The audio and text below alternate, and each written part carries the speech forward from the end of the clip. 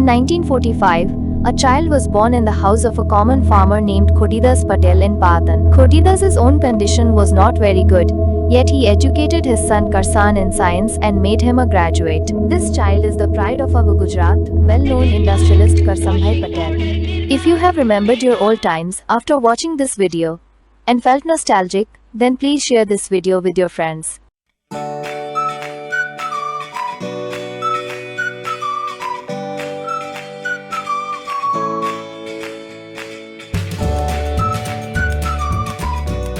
Today we are going to talk about the pride of Gujarat, talented industrialist and founder of Nirma, Karsanbhai, and his endeavor to take Nirma to the top in India.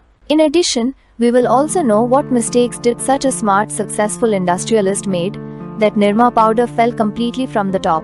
Here we will talk about both success and failure of Nirma powder. That is because if even such a clever industrialist can get stuck somewhere, then the common person doing small business should definitely be careful. What should be careful? How Nirma became successful, and how the most successful brand of that time came out ahead of the Surf. And finally how Nirma came down completely. After completing BSc, Karsanbhai worked for a while in new cotton mills and then joined the Department of Mines and Minerals as a chemist. Despite this being a government job, he did not feel like doing this. He wanted to do something big. Since he was working as a chemist, he had good understanding of chemicals. That is why he started experimenting with soda ash and some other chemicals in his home. After many failures, he finally made a cheap and effective detergent powder and named his invention Nirma, after his 1-year-old daughter Nirupama. He packed this yellow powder in a simple plastic packet, and from the very next day he started selling it door to door on a bicycle. At that time, most of the middle and lower class people used yellow laundry bar to wash clothes. This yellow laundry bar was very cheap, but it was not useful in cleaning stubborn stains. On the other hand, the rich class used detergent powders like Surf, which worked well even in hard waters and was effective in removing all types of stains. The detergent powder market was dominated by Surf powder from Hindustan Lever Limited, but its price was 15 rupees per kilogram, which was not affordable for the middle class and lower class at that time. So seeing an opportunity here, Karsanbhai started selling Nirma at just 3 rupees per kilogram. This meant that for the first time people were getting effective detergent powder at the price of a laundry bar, due to which Nirma became very popular in a short time, and Karsanbhai started selling 200 kilograms of detergent powder every day. When the demand started increasing, Karsanbhai built a small shed in Sarashpur near Ahmedabad and started hiring laborers for production. They also improved their packaging and added the image of the Nirma girl, which became one of India's most recognizable brand mascots. Karsanbhai's next goal was to improve distribution. At that time, there were more than 2,000 retailers in Ahmedabad alone, and to grow, he needed to make Nirma available in these stores. But being a new brand, many retailers were reluctant to give Nirma space in their stores. To deal with this, Karsanbhai implemented a wonderful idea. He hired some women and asked them to go to retailers one by one and ask for Nirma powder. This way he generated fake demand for Nirma powder. Due to this, retailers started to feel that the demand for Nirma washing powder was very good, and customers were going back due to the unmet demand. Hence, the shopkeepers themselves approached Karsanbhai and started stocking Nirma in their stores. In no time, Nirma became the #1 detergent powder in Ahmedabad and the surrounding villages. And now it was time to expand across Gujarat. Karsanbhai knew that if he wanted to beat brands like Surf in Gujarat and across India, he had only one way out: Nirma's low prices. And he didn't want to let his prices go up under any circumstances. So even during the expansion, he kept the formula for making Nirma as simple as it was in the beginning. It contained 65% soda ash, which was available locally in Gujarat at a cheap price. It had only half the active detergents as Surf, and also had no whiteners or fragrances. To increase production, Karsanbhai did not initially set up big factories, but started setting up sheds in various villages. The production of Surf used expensive machines and electricity, while the production of Nirma was done entirely by manual labor, which was done at a very low cost. And due to the government scheme, they also got a 15% discount on excise duty because they worked without electricity. In addition, Surf had to go through 4 stages to reach the consumer, while Nirma reached the consumer in only 3 stages. This direct system reduced cost and increased the speed of distribution. Due to all this, Nirma's prices were always under control, and hence, by 1975, they had spread all over Gujarat.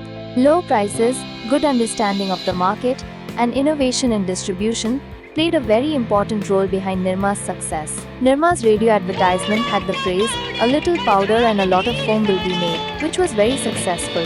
Besides, the promise of more whiteness at less cost also attracted the customers. Finally, the lyrics and tune of the song that accompanied the jingle were so memorable that the Nirma brand quickly made a place in the minds of the customers. The jingle, "Thoda sa powder aur jag diye sara, sabki pasand Nirma." You must also remember this song. In 1982, Nirma launched its first TV advertisement with the same jingle, which featured its iconic dancing girl mascot. Like the radio advertisement, this advertisement was also very successful. Thus, Nirma became the largest detergent brand in India, with a market share of 12% by 1977 and then about 60% by 1985.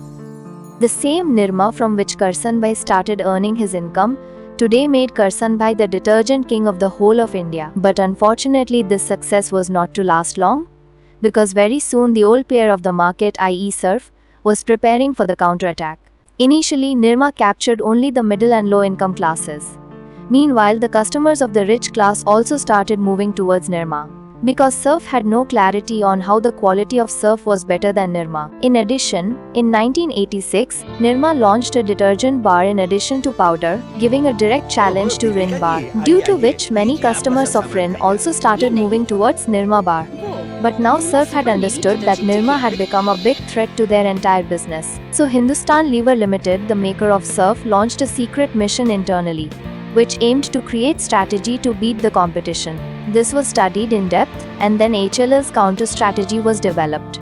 After several weeks, it was concluded that to compete with Nirma, HLL would also have to sell its detergent powder at a lower price. So HLL finally decided to launch its own new detergent powder with lower costs.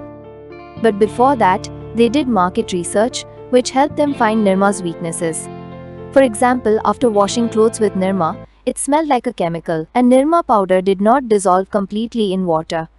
Keeping all this in mind, Surf first of all added a pleasant fragrance to its detergent powder. Second, they made it so that the powder dissolves completely in water.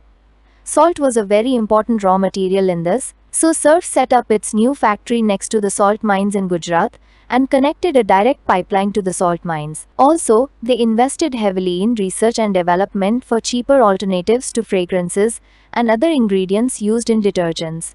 Because of all this, Surf created a detergent powder that was as cheap as Nirma but of better quality. And thus, Wheel detergent powder was launched. To directly target Nirma, Wheel advertisement said that it did not smell and did not irritate the hands. Nirma customers found this message very apt, and they quickly switched to Wheel over Nirma. As a result, by 1990, Wheel became the second largest detergent brand in India after Nirma. In addition, Surf also launched a new advertising campaign, in which the character of a wise housewife named Lalita Ji said that there is a difference between buying cheap things and buying good things. The advertisement also showed a comparison between the yellow powder representing Nirma and the blue powder of Surf, and it said, half a kilo of Surf is equal to a whole kilo of cheap powder. All these ideas of Surf proved to be very effective. As a result, Surf's market share increased from 11% to 24%, and Nirma's market share decreased from 60% to 50%. But this was the beginning of Nirma's bad days, because at the same time, a competitor was emerging from the streets of Kanpur, which was going to destroy Nirma completely, and that competitor was Ghadi detergent powder. In 1990, seeing a boom in the detergent market, two brothers from Kanpur, Murlidhar and Vimal Kumar, launched their own detergent powder. They observed that Nirma and Wheel were already dominating the low-cost detergent category. And at the same time, India's per capita income was constantly increasing. That meant that every year, crores of people were moving up from the lower class to the middle class. And these middle class people didn't just want cheap powder, they wanted good products at a slightly higher price.